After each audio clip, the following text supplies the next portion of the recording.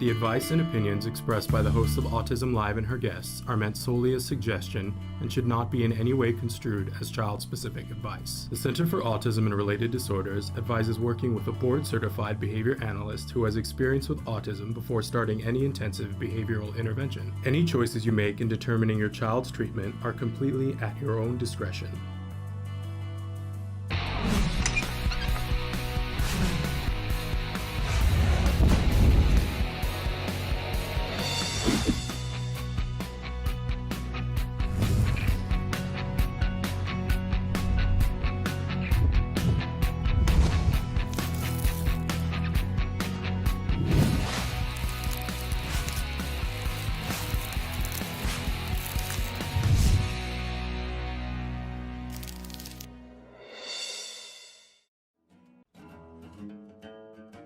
I got to do the U-turn around the thing? Okay. So, Kelby, do I want the north entry or the south, or does it matter? Okay. Are we doing curbside bag check? Which way, Kelby? Left? Yeah. Kelby, can I go through the T? Yeah, I have a toll tag. Then you go through the T. Okay.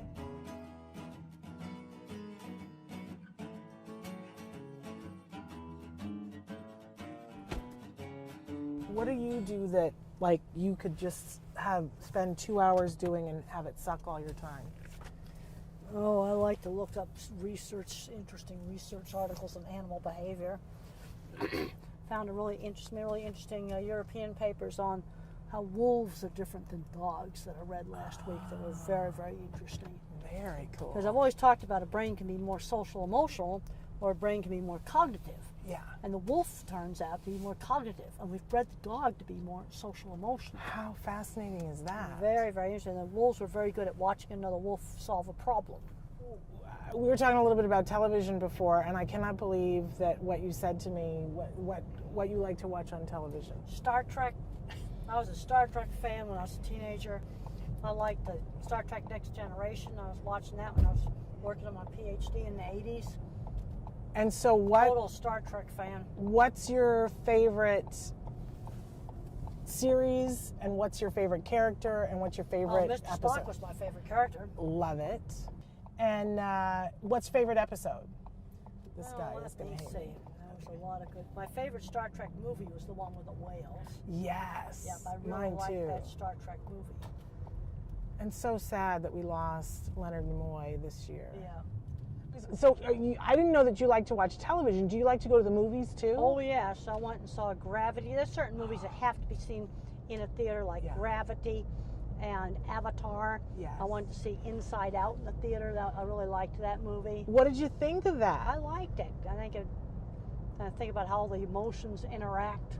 I gotta be honest, I had said after that I thought that it was going to be a great tool for people to show kids on the autism spectrum about perspective taking. Yeah. About what it's like in other people's heads. Well, no, it's more like how the emotions inside your own head sort of conflict with each other. Yeah, absolutely.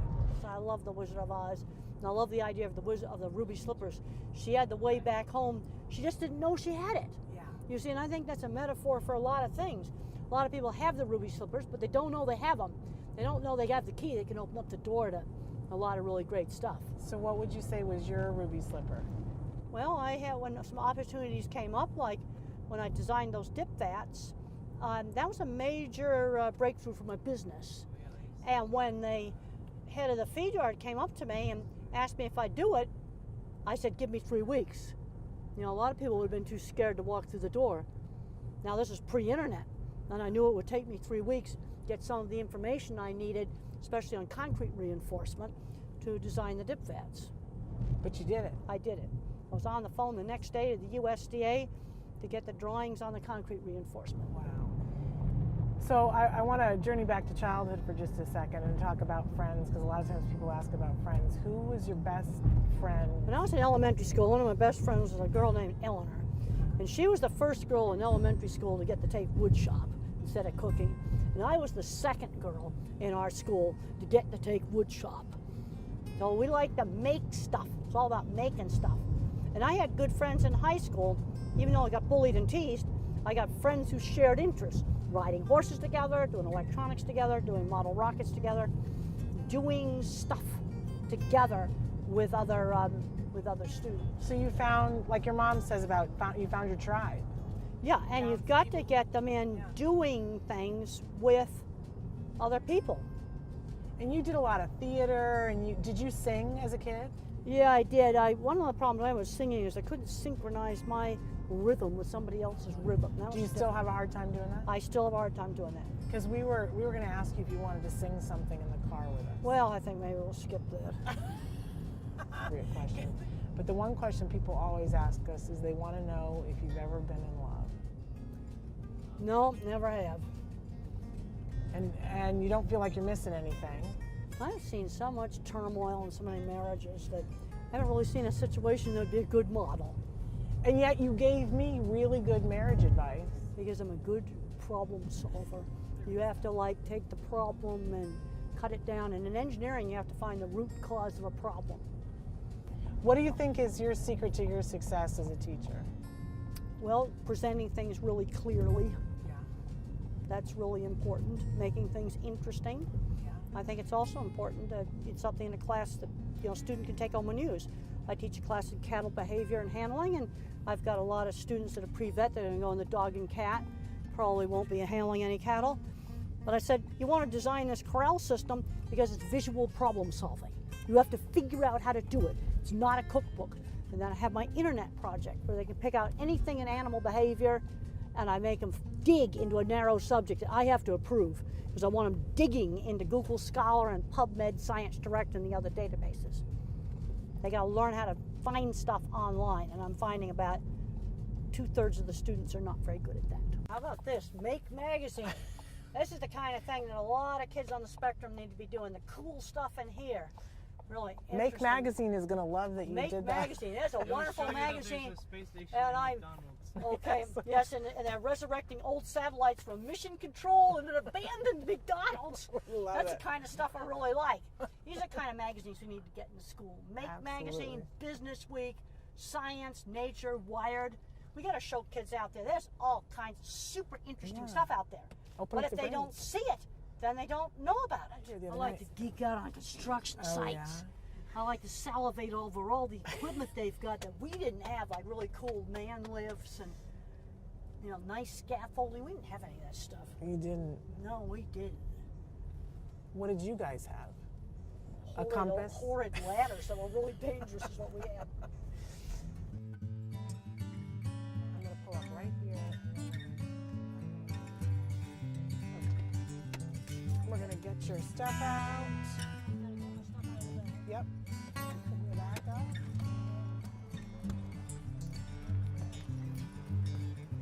Oh. We have to get the mic back from you too. Oh, you took it off already. You're good. I'm attached to mine.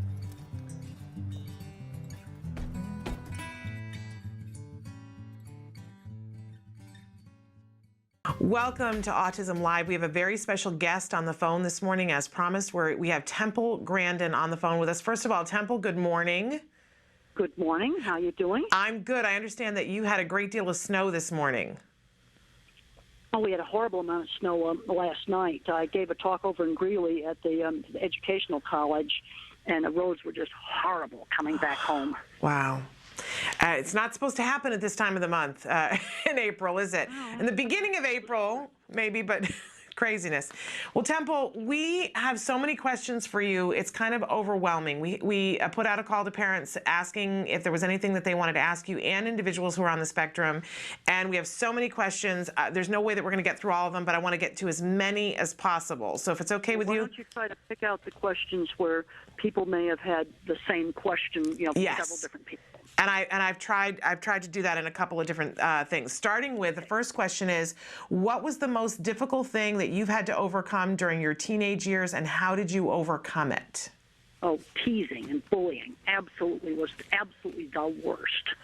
And the only place where I was not teased and bullied was when I was horseback riding or doing Model Rocket Club or doing electronics lab. Those specialized interests were refuges away from teasing.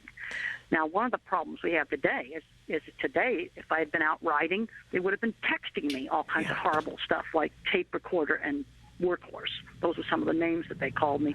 Teasing was worst possible thing.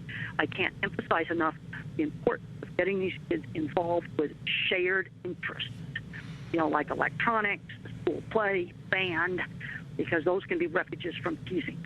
Okay, absolutely wonderful question. This is a great question that came in from a viewer. What do autistic people pay attention to when they are communicating with other people? Well, when I was young, I didn't even know about all the little subtle eye signals. I didn't even know they existed until I read about them in a book when I was 50 years old. And, that's sort of like not knowing the language. Now today, there's so many educational materials that can teach people those things. Absolutely. But for younger kids, when you were younger and you didn't know about those things, what kinds of things did you pay attention to? Well, I could knew if somebody was laughing out loud or if somebody was mad. I certainly understood that. It was the subtle things that I did not understand. Yeah, interesting. Was there something though? Were you somebody who looked at people's faces, or did you just listen to the tone of their voice before you knew about those subtle things? Well, the only subtle sign that I picked up was tone of voice. Okay. And when I was getting my business started, I would sometimes call up clients, and if they had a little whine in their voice, then I knew that maybe they weren't happy with me. And that's a subtle signal that animals pick up. If you went up to your dog and you went, "You're a horrible dog," and you said it like that, he'd wag his tail. Yes. Because he's going to be cueing into the tone of voice. Right. Very fascinating. Okay, so tone of voice then is probably really important, especially when you're working with younger kids. Yes. Okay, interesting.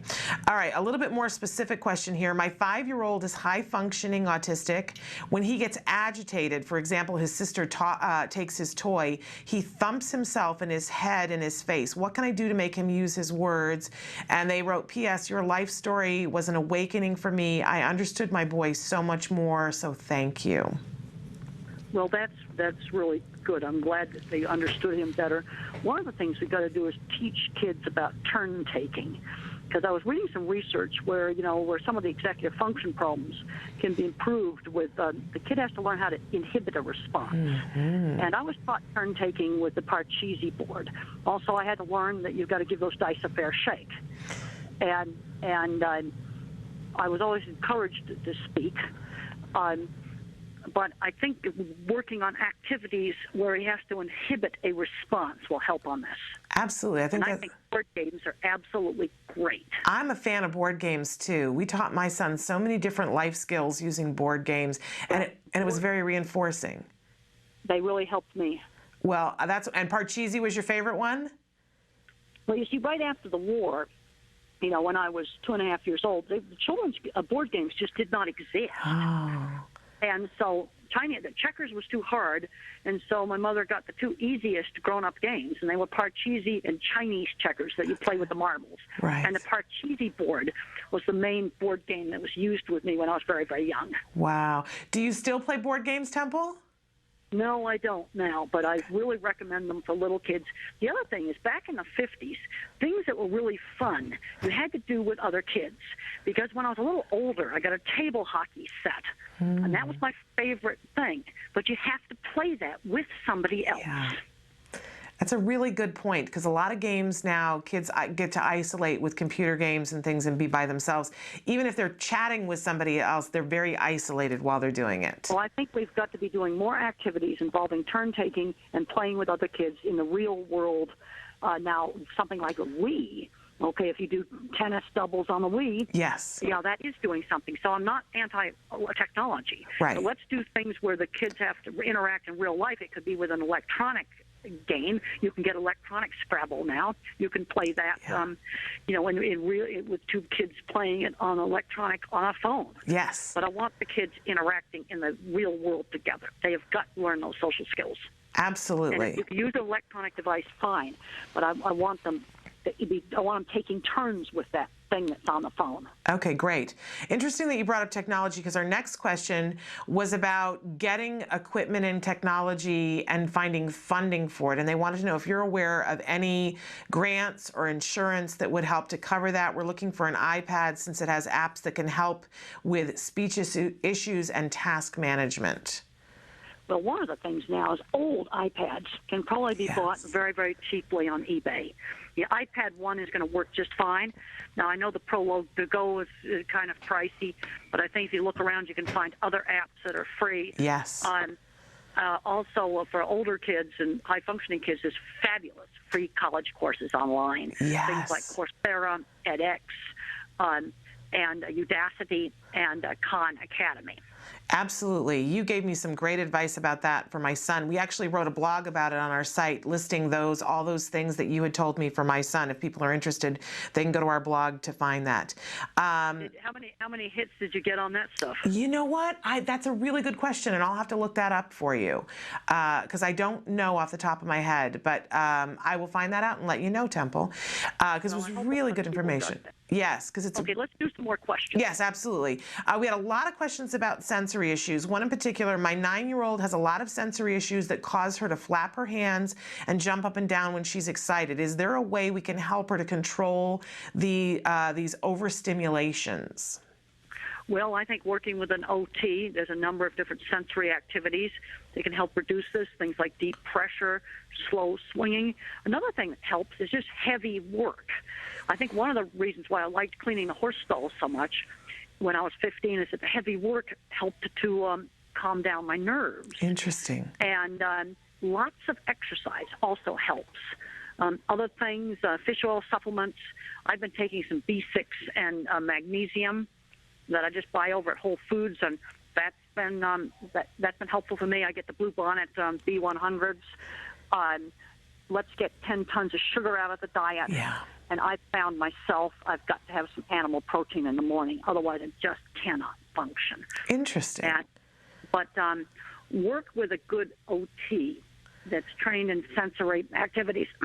Also, what was done with me, I was allowed to have an hour after lunch where I could just veg out and spin things.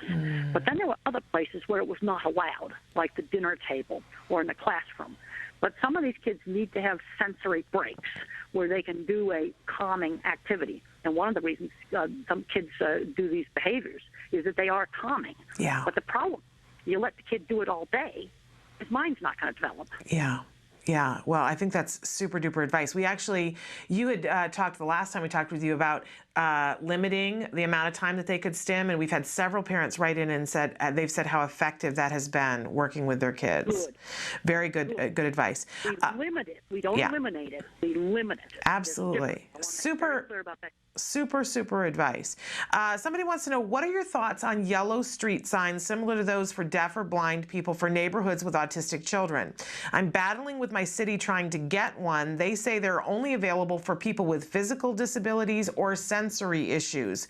I say to them that autism can be both, but they won't listen. What kind of signs they're trying to get? I don't understand. They want to put up like a yellow sign like you would put up for a deaf child or for a blind child, notifying people in the neighborhood that they need to use caution and slow down.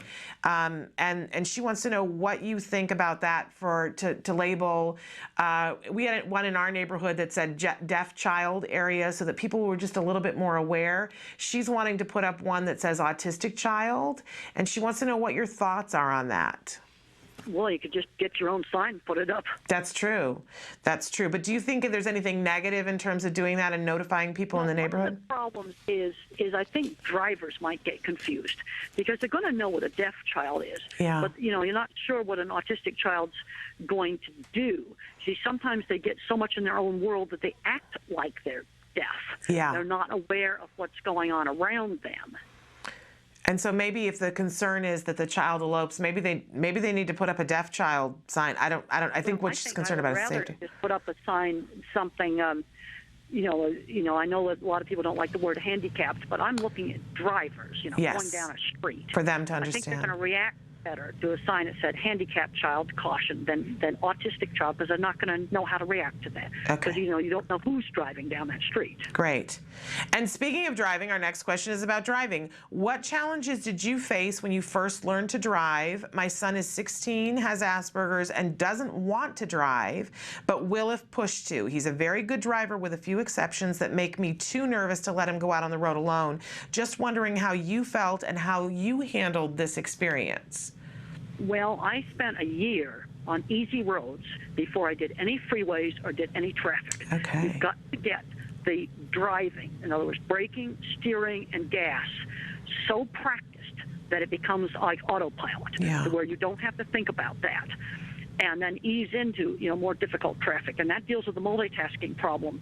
He needs to just get hours and hours and hours behind the wheel, parking, driving in totally safe places, like a big supermarket parking lot, the little road in a suburban cul-de-sac. Practice, practice, practice. Because what was done with me was out on my aunt's ranch. The mailbox was 3 miles away, and 6 days a week, I drove the car up to the mailbox on a dirt road. Actually, it was a pickup truck with 3 on the column with a really awful, balky clutch. So that was 6 miles of driving I did a day with my aunt sitting right beside me for an entire summer. And that's a lot of practice. He's got to just get in the hours of practice. Okay. And then you go on an easy suburban street where, you got to do a few lights, there's just a few other cars, and you gradually work into more difficult situations. Okay. Were you excited to get behind the wheel, though, or were you a little bit reluctant in the beginning? I was reluctant. My aunt just said to me, we're going to start to learn how to drive. Okay. And the very first day, she didn't make me deal with the clutch. And so I sat beside her, and I steered the truck. Okay. And as soon as I got used to steering, then she got me in the truck, and I had to deal with the clutch, and the truck lurched forward. But we were in a dirt driveway where there was nothing to hit. Okay. And I had to learn how to work that clutch. But I was doing this all out on dirt roads where there was just hardly any other cars around. Right. Right. Fascinating. Okay. Good. Good to know. Next question is about a 10-year-old who protests for every single task, wants to really do nothing. What strategy do you suggest, Temple? Well, when you say wants to do nothing, just what are some of the tasks he's being asked to do?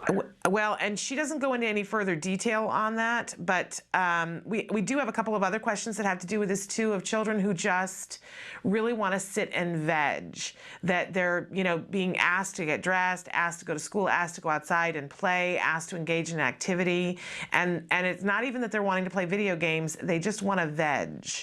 And some of this is really, really high anxiety. Okay. Because I can remember one time getting into big panic attacks and wanting to just stay in my room and not do anything. My mother would just come and get me out. Okay. There was one thing, they weren't going to let me be a recluse in my room. Yeah. Just wasn't going to be allowed. And when I was at the boarding school and I was not doing very much studying, I was doing a lot of horse stall cleaning. But the place where they drew a line in the sand is I was not allowed to just stay in my room. I had to show up at meals. I had to show up at chapel. I had to go to movie night. And I didn't want to do movie night because I was nervous, so they made me projectionist. Oh, great idea. That's wonderful. And so, Temple, were there consequences if you didn't do it, or were there incentives for doing it? Well, if I had just was going to totally stay in my room and not get dressed for church, there would have been consequences. Okay. And probably rather severe ones. And what did they offer you, the incentive that you could do the spinning with the plate on your bed if you did do it? No, they didn't do anything like that. Okay. I don't know if you got to remember, I just never got to that point because there were expectations that I had to come down to meals. Yes. And I can remember twice in my life getting spanked, and there was always that threat. Okay. And I also would get television taken away from me. Okay. And I wanted to watch the Howdy Doody show. And if I threw tantrums and things like that, there'd be no Howdy Doody show for one night. Okay. Well, that's a pretty big consequence. All right. Somebody wants to know, what did you need from school that you did not get? Well, actually, I had a good elementary school education.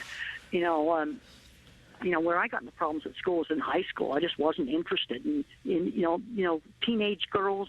They're no longer interested in doing projects, and I still wanted to do projects. High school, in a large girls' school, was a disaster. I got thrown out for fighting because kids teased me. And that was some of the worst parts of my life. We need to develop the areas of strength, like my ability in art was always encouraged, and that became the basis of my career. Well, that's a wonderful thing. Lovely compliments that people sent you. Somebody said, Temple, hello, you are an inspiration, intelligent, and caring woman. Thank you for your contributions to the world of autism. I have to ask you about the movie part with your mother. You and your mother are on the stairs. She has flashcards. She is slowly pronouncing C-A-T, cat, cat. Og. Da. Og. Temple. Dog.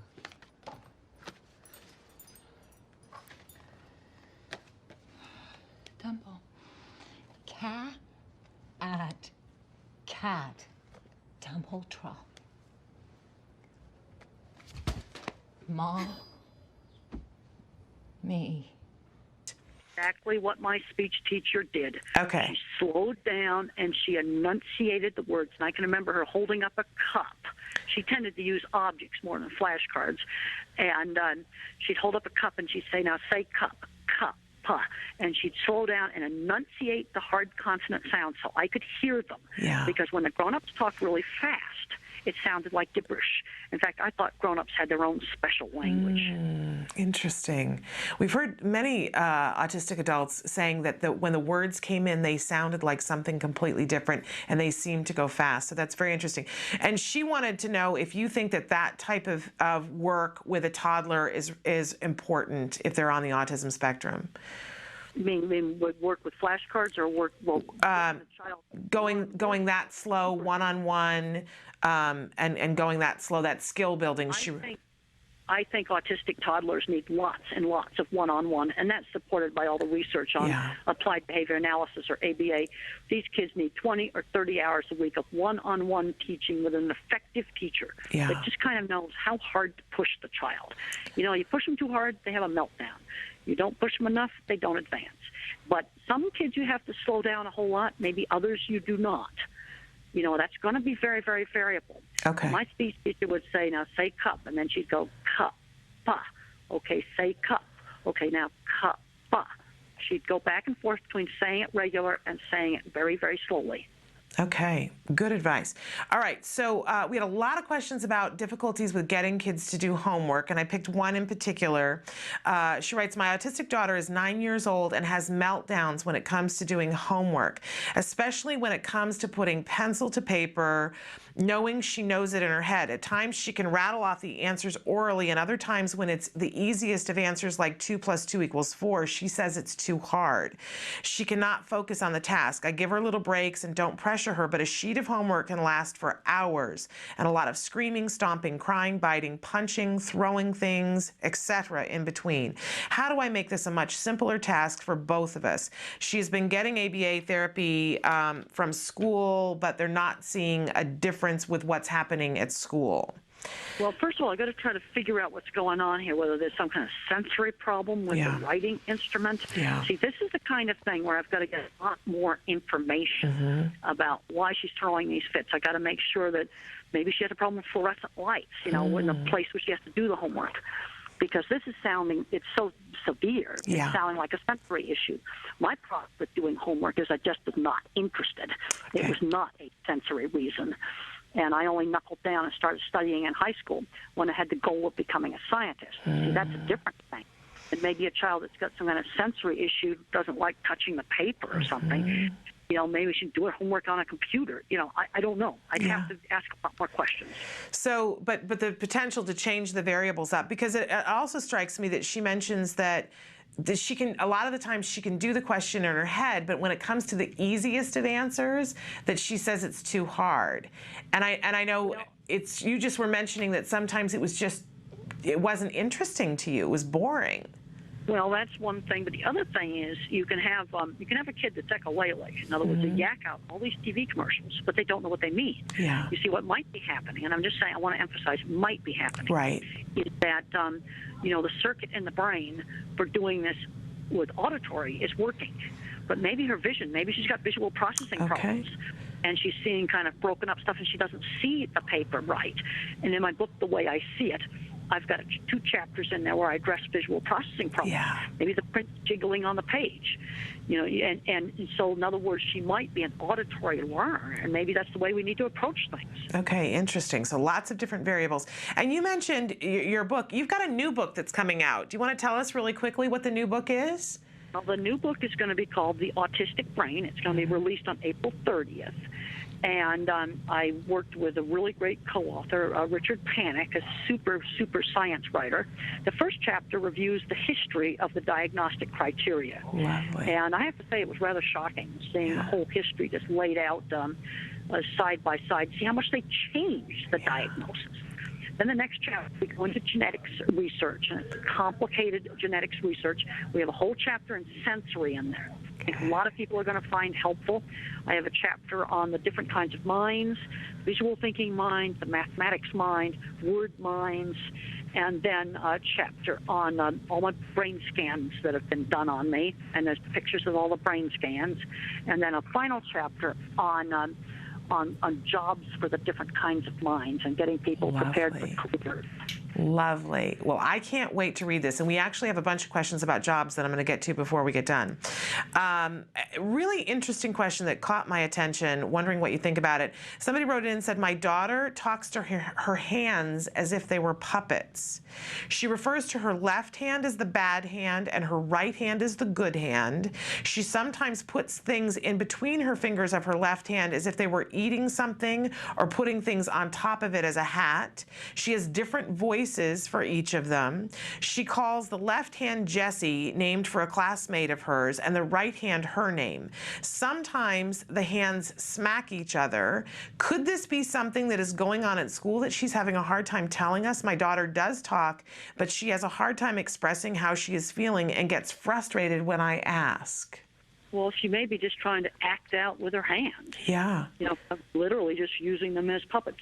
And I don't know how old this child is or what exactly the level of functioning is. But one of the things I've observed in autism is you can have, like, you know, like in my own case, for example, my visual thinking works really well, but my algebra department is broken. There's a tendency to be uneven skills. And she may be, you know, talking, maybe things aren't hooked up all that well, but she's just trying to act it out with her hands because that's how she's trying to communicate. Absolutely. We had a lot of questions from parents whose children don't speak and wanting your help. One in particular, my son is 10 and is totally nonverbal but very bright. He's the only student in his class that sight reads, and he spells quite well, no tantrums, very affectionate, great eye contact, and very gentle but totally nonverbal. His developmental neurologist says he has a great constitution and could start talking soon. Is there anything I can do to help him start speaking? He does flap his hands and lines up his toys, but otherwise seems to be really far ahead of his other classmates. Well, what I'm wondering is maybe he needs to just start typing. Yeah. Like give him a laptop or even better yet, give him an iPad.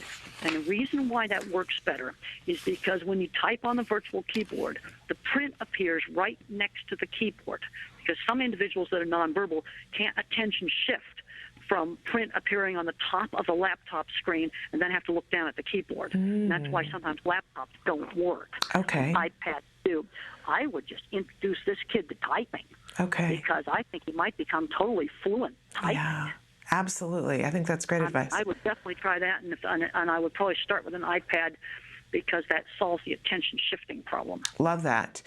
So many people wanted to know about telling their child that they have autism and when you knew that you were autistic, and if you have suggestions about how and when to tell someone that they're on the spectrum. Well, if a kid can read, I mean, I have the book, Cy Montgomery book, Temple Grandin by Cy Montgomery, which is a really nice little book. And there's a number of children's books out. There's Little Rain Man by Karen Simmons. But the thing I'm seeing is I'm seeing too many kids on the high end of the spectrum getting hung up on their autism. All they want to talk about is their autism rather than about their science project, or they like, you know, rocket ships, or they like dogs, or they like to do their math homework. You know, I'd rather see them get hung up on something else. Yeah. You know, autism is an important part of who I am, but my other activities is my primary identity. And now for older individuals, when they're having dating problems and marital relations problems, this is where diagnosis is really helpful. Yeah. And I discussed this in my book, Different Not Less, where 14 people on the spectrum get diagnosed in the 40s and 50s and 60s, and that diagnosis really helped with their relationships. Yeah. And all the people in that book had jobs all their life. But I'm seeing too many smart kids getting so hung up on autism that they're not learning how to work. And I think this is a really serious problem. Yeah. And when I was 13 years old, I had a mother arranged a little job for me, sewing clothes for seamstress. When I was 15, I was cleaning horse stalls. When I was 16, I was doing carpentry work, shingling the barn roof, painting signs for our school events. I had lots of work experience. Absolutely. How old were you when you first knew the word autism? Probably end of elementary school. Okay.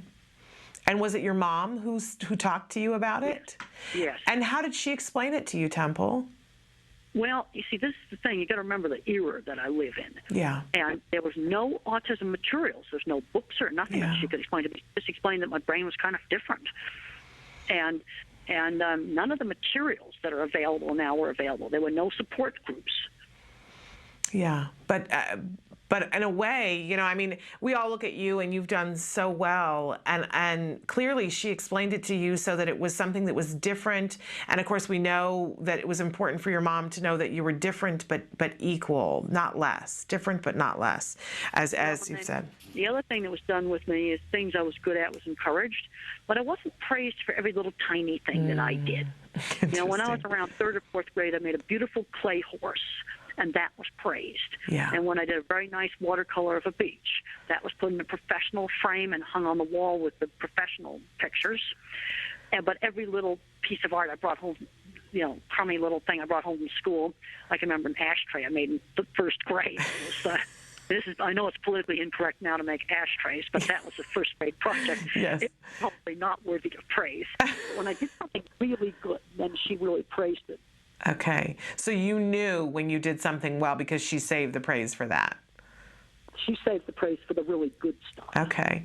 You brought up the whole idea of romance and relationships, and we had a lot of people writing in for advice about that. One mom in particular who said, my son is 17 and I would like to know...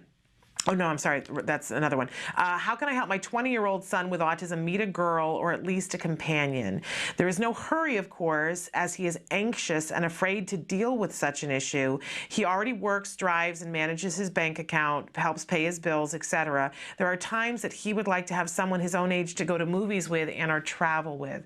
And we had lots of people who wrote in, Temple, and said, how do we help our teenagers and our young adults to meet people with like interests for the potential for romance? Well, I think we've got to get involved with the shared interests. I mean, I know a lady named Jennifer Myers, and she's got a very nice book on learning life skills.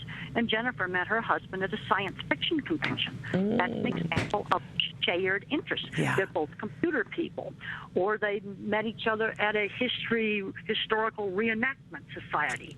Get involved with events where you get these intense shared interests. Yeah. And that's where you can find a soulmate. Most of my friends are involved with autism, animal behavior, or scientific stuff. And so you have your core group of friends shared interests. That's right. So get your son involved with. First thing I'd ask that mom is, what's your son interested in? Yeah. What's your son doing at work? Does he really like his work?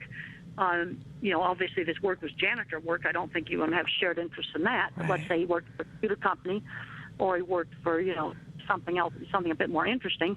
There might be a shared interest there. Okay. But that's where things are going to be the best. It could be an art group. It could be a drama group. It could be a choir, a church choir. It could be all. So then maybe you do other singing things together. Okay, great. And would you say that because we also had people with younger kids writing in saying, how do I work on friendships without the romance? So would the same thing apply to the younger kids as well? Okay. Same thing. Shared interests. And the other thing we've got to work on is the turn taking. Yeah. And the kid not totally monopolizing the conversation. Like there's kind of a good rule of, told, I got fixated on things like carnival rides. Well, okay, I only tell that story twice, because I go on and on about that and just drive people completely crazy. It's the same thing, shared interests. Okay, wonderful. Somebody wrote in, you were talking about algebra just a second ago. They were wanting to know, they had heard you talking and saying that there was one type of math that was particularly difficult, if not impossible, for people with autism. Other people wrote in and said that wasn't quite exactly right, that you mentioned that you're not good with algebra, but they want to know, would that be true of all people with autism? And it seems like a lot of our viewers were concerned about math problems that are considered word problems, that their children are having difficulty with word those. Problems. I have a problem with word problems because you've got to sequence information, and I just don't get a lot of the word problems. But when it comes to things like algebra, it was horrible for me as a visual thinker. But there's other kids on the autism spectrum, they do algebra just fine. Yeah. So it's very variable. Okay. The pattern I tend to see, and I have a whole chapter on this in the Autistic Brain book, is I'm a photorealistic visual thinker. I can visualize things photorealistically in my head. I have trouble with algebra. Then you have another kind of kid. He's a math genius. He's good at everything in math, but may have trouble with reading. And then you got a kid that's a word kid, and he'll know everything about his favorite movies or about, cars or whatever his interest is. Math skills, just average, not a visual thinker. And then you've got others that are an auditory learner, and they learn everything through their ears, and they are not a visual thinker, and often they have visual processing problems.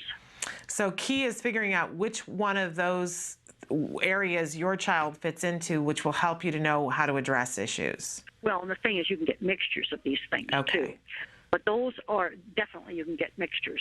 Okay. But it's very, very variable. But there is a tendency to be good at one thing and bad at something else. That seems to be kind of universal, the uneven skills when you get on the higher end of the spectrum. Okay, awesome. We had a lot of questions about your mom, your awesome mom. Somebody in particular wanted to know, what do you think your mother would say is the single most important thing she focused on when raising you? Well, she just focused on, she had a good sense of stretching me. She just knew how hard she could push. Push too hard to get a tantrum, but she was always stretching me just a little bit outside my comfort zone. I'm seeing too many kids that are kind of coddled too much, and they aren't learning how to shop and things like that. Now, obviously, no surprises. Surprises cause panic. It absolutely cannot have sudden surprises. Okay. But she kind of just knew just how to kind of stretch me and get me to develop. Okay, awesome. What an awesome lady your mom is. Somebody else wants to know, do you have strategies that you have found successful in working through emotional highs and emotional lows? Well, a lot of that's been controlled now with antidepressant medication. When I got to be a teenager, I had a horrible time with constant panic attacks and anxiety, and that is controlled with antidepressant medication. Okay. And, I have a lot of information on medication in the Way I See It book and Thinking in Pictures. Oh, there's way too many medications given out to little kids like candy.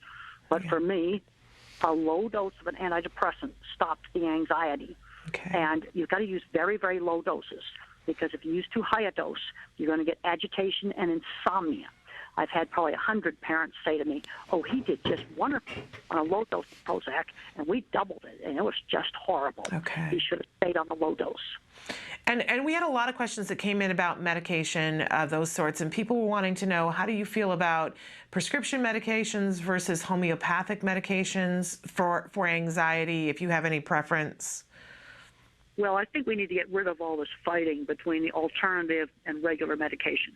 In very young children, I definitely want to avoid heavy-duty drugs with bad side effects, like the antipsychotics, like Risperdal or Abilify. I want to try to avoid those in young kids. Let's do some of the diets first. Yeah. Those help a subset of kids. Dairy-free, wheat-free, maybe try some B vitamins and some magnesium. Fish oil supplements have a good effect on the brain. Not eating a ton of sugar, getting plenty of exercise. Yeah. Let's do some of those things first. But there are some older kids and adults that are going to need some careful, conservative use of medication. And I recommend that you read Thinking in Pictures and my second edition of my Way I See It book. I also have some information on TempleGrandin.com. Okay, awesome. I love this question. We had a lot of questions about educating other people about how how the autistic brain works, and I'm loving that you've got a whole book about this coming out. The question is how you learn to express the manner of your thought process so that others might understand how you think and thereby help you to understand how neurotypical people think. My child struggles daily with making themselves understood in a neurotypical world, and you seem to have gained an understanding, if not an actual knack for it. And I do think, Temple, I have to say that I think there are so many things about you that are wonderful, but one of the greatest gifts I feel as a parent that you do give us that insight, and you've shown us actually visually how your brain works, and it's so eye-opening. How can we help our other kids to be able to show us how their brain works? Well, first of all, when I was very young, I didn't know that other people didn't think in pictures. Right. And one of the mistakes I made when I wrote Thinking in Pictures was just thinking everybody on the autism spectrum thinks in pictures, mm-hmm. which is not true. Mm-hmm. And then I started, reading more and more stuff and learning more and more things and questioning people about how they think. I realized how my thinking was different. And there's going to be a whole chapter in the new book just on this whole, different ways people think. I mm-hmm. find this to be a very fascinating subject. Yeah. And I've read other self-reports. I have found that, some of the brain research and some of the self-reports were some of the best things that I read. Now, how can you tell if your little kid what kind of mind he has? It usually doesn't show up until 3rd or 4th grade, 8 or 9 years old. Okay. That is when I did my really good artwork, and my visual thinking showed up as artwork. Things like making a very nice clay horse, for example, and drawing. And you want to encourage the kid to draw lots of other things. If the kid's good at math, that's going to show up, in 3rd or 4th grade. Kid's good at reading, that's going to show up. First of all, what subject is a kid good at? Does a kid like to build with Legos? That's going to be both the visual thinkers and the mathematical thinkers. And then the word kids don't usually care about Legos. Interesting, very interesting, because I hear my kid in there. That's a wonderful thing. Okay, we have a question about dealing with when a child is perseverating on something, because, and of course I've lost it on the list here, but a parent who wrote in said when their child perseverates on something that it raises their anxiety. And what advice would you give to the parent about dealing with the child's perseveration? Do they stop it or let it be? And then if they're going to let the child continue to perseverate on something, how do they deal with their own anxiety having to do with it? Well, what was done with my perseveration was allowed to have an hour after lunch where I could spin things. And other times it was not allowed. Yeah. Dinner table, not allowed. So I think it's okay to give a child some times in the day where he can do some of this perseveration stuff.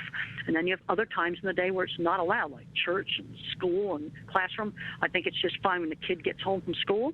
He could have an hour to decompress and calm down and perseverate, maybe even play a video game for an hour. But then after an hour, then I want to stop it.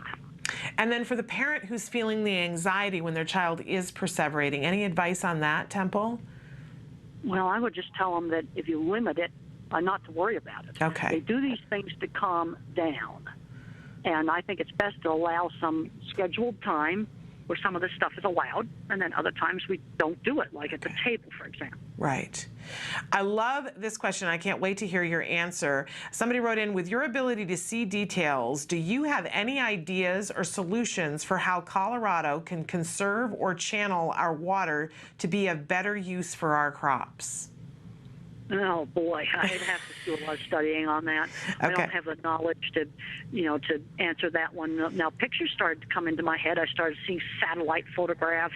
I started seeing, when I lived in Arizona, the Salt River dams and things. But there's a lot of stuff I don't know enough about that to say anything. Okay, but I love getting an insight into how you begin to problem solve. Very fascinating. Well, the first pictures that came into my head were satellite photos that show rivers. Fascinating. Fascinating. A lot of people interested in your schooling. One person in particular who wrote it and said that they also attended the Hampshire Country School in New Hampshire from 78 to 81. That was the same private school that you attended. They want to know what you would have been gone by that point. And they want to know, did you know Miss Adelaide Patey, the director of the school? Oh, absolutely, I did. Adelaide was there, and then Henry Patey was there. Oh, yes, I knew Adelaide Patey really, really well. Wonderful. I'm sure they'll be thrilled to hear that. Lots of questions about finding jobs for kids that are on the spectrum and making sure that it's something that keeps their interest, and in particular about what to do earlier to get a child ready with job skills before they reach the age of 20. I think we need to start with 13-year-olds. This is the age where kids used to get paper routes, and I know the paper routes are gone now. And if you do have a paper route available, you know, if it's a high-functioning kid, give them a paper route. So let's do other activities outside the home. How about walking dogs? Okay. And the thing I like about that is you have to do it every single day, rain or shine. You know, let's figure out jobs in the neighborhood. How about a tour guide at a little local museum? Some museums will take them at age 12. You know, when they're 16, they can volunteer at an animal shelter. They could work at a farmer's market. They could make PowerPoints for business people. They could fix computers for local businesses. These are things that parents need to just set up in the community with little local businesses to get kids doing things. They've got to learn the discipline of work, and I think it needs to start at 13. Wow. But I also think it's never too late to start. I mean, you might have a 22-year-old that's been sitting around. We've got to get him out of the house, and he's got to start doing things. Okay. I talked to some parents the other day. Dad owned a store, and their son had problems with the cash register, an very old-fashioned cash register. I said, you know, Dad, why don't you buy a scanner? Because there's problems there with multitasking. Let's just buy a scanner. Yeah. They're not that expensive now. And then the 22-year-old's going to get his butt out of the house, and he's going to learn how to use the scanner, and that's not going to tax multitasking. Because the problem that you have is long strings of verbal information are not remembered, and multitasking can be a real problem. Absolutely. Got a question from a friend. She says, I have an autistic friend. He's pretty social, but he can't read and doesn't have a job. His parents have a lot of money, and he doesn't need to worry about working. He has certain obsessions like Bigfoot and movie action figures. For the most part, his obsessions are fully supported. He's been on Bigfoot hunts and spends thousands of dollars on action figures every year. I'm just wondering if you feel that it's okay to be following the same interests he's had as a kid, or do you think he should be guided to try to learn and read into more adult areas of his life and pushed to do more things? He's never been... I think we have to do with fixations is we need to broaden them out. When I was very young, I drew constant horse heads all the time. Mm-hmm. Well, you've got to broaden that out. Okay, let's do the horse's stable. Let's draw a picture of a place where a horse might go. In other words, broaden it out. Okay, Bigfoot hunts. Well, let's learn about, you know, some of the woods and the habitat where Bigfoot lives. You know, start an interest in botany, maybe. You see how I'm making an associative link. Also, this kid should have been, you know, learning some work skills. Yeah. Now, I don't know exactly what his level of functioning is. You know, that's something where I'd have to ask those parents some more questions. Right. So I could think of a job that would be appropriate for his level of functioning. But I would definitely try to you know, channel this into something else. And okay, we can go on a Bigfoot expedition, but then let's learn about some of the plants that are in that forest where you went on an expedition. Okay, so broaden it out. A lot of questions about schooling and recommendations for schooling. Some about, one in particular, my son has Asperger's and he's continually bored in school. Do you recommend homeschooling? I don't even know how old this child is. No, I know, and I don't either. I don't know anything about it. You know, I would have to ask more questions. I was one of the teenagers that had to be taken out of a regular school. Mm-hmm. But if you homeschool a kid, you can't just let them become a recluse in the house. Right. They've got to be out. You've got to get lots of activities planned where they're out doing things. And if you're homeschooling high-functioning teenager, I think we need to get him a job outside the home. Okay, great. I love this one. Any advice you can give someone teaching an autistic child how to ride a horse? Oh, some kids do just great on a horse, and they oftentimes are a little bit afraid when they get on, but there's some nonverbal kids that said their first words on a horse. So there's something good about the rhythm and balancing. Now, I want to emphasize it's not for everybody. Yeah. You know, therapeutic riding is really wonderful for some kids and not appropriate for others. Same thing with service dogs. For some kids, it's absolutely the best thing. But there's other kids that are terrified of dogs because they never know when it's going to bark and hurt their ears. Right. So for one child, it's appropriate. For another child, it's not. Okay. talking about math, and we talked about algebra a little bit. Somebody wrote in and said, my 18-year-old son struggles with algebra too because he can no longer do the math in his head and hates calculators, working on them, but is excellent in chemistry, biology, principles of architecture, and construction. He wants to be a civil engineer. However, I don't know if the math is going to be a struggle and hold him back. Do you have any advice? Well, I couldn't do algebra, so I basically had to go into the field of industrial design. Okay. You know, when you build projects, you have both the industrial design part, the art part, the architecture part, and unfortunately, a lot of universities require algebra. And the only way I got through college was back in '66. The required math class was finite math, which is matrices, probability, and statistics. And I get worried that this algebra requirement is going to block a lot of people. Now, if the problem is doesn't want to use calculators, I'd like to try to figure out some way to get around that. I also find kids that cannot do algebra go to geometry and calculus just fine. You know, there seem to be spotty skills. I've seen situations where the child was passing high-level physics and couldn't graduate from high school. I think one of the ways to get around this is to sign up for a few classes in the college in things you're good at and do so good that you get a professor interested in you, and there can be ways to get around some of these requirements. You know, but he's going to need to go in there and do gorgeous architecture projects or something like that. And then sometimes you can get in the back door. And then I'd want to ask more questions about why the calculator is such a problem. Maybe we get a different kind of calculator. Okay, interesting. Lots of questions about music. Do you like music? Is music a comfort to you? And do you think music is a beneficial thing to teach individuals on the autism spectrum? Absolutely, yes. There are some kids that can learn to sing their words before they learn to speak them, because singing is on different circuits. So, yes, I think music definitely should be introduced to kids. There's some kids where high-pitched sounds are going to hurt the ears, so maybe flute might be a bad idea. Okay. There's others that don't like drums. Yes, I definitely, if they really like music, then go with it. Okay, and do you like music? Do you personally find it relaxing? Do you listen to music? Yes, I like to listen to some classical. I like Johnny Cash country, and there's certain kinds of pounding rock that I just hate. Okay. It's sort of like a jackhammer on my head, but a lot of music I like. Do you listen to music in the car when you're driving? Yes, I do. And Johnny Cash is your favorite? Yeah, that's one of my favorite CDs. I also really like Beatles. Oh, cool. Very, very cool. Another person who writes, I read where you said that before you became verbal, you would get so frustrated you would scream. I have a 7-year-old grandson who is high functioning on the spectrum. He has a speech delay, but is now fully verbal, and in a regular first grade class. His 2.5-year-old brother chatters a lot but says very few real words. However, he does a lot of screaming and grunting. I can tell it is out of frustration. Do you remember what happened when you finally began to speak? Was it the result of speech therapy, or did you just wake up one morning and start talking? No, I had problems with expressive language, and I had a hard time getting my words out. And you'll see brain scans in the Autistic Brain book that show how I had difficulty getting my words out because the circuits were smaller than normal.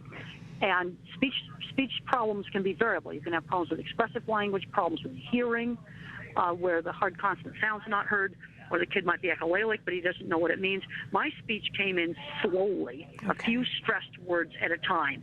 But I want to emphasize, these things are very variable.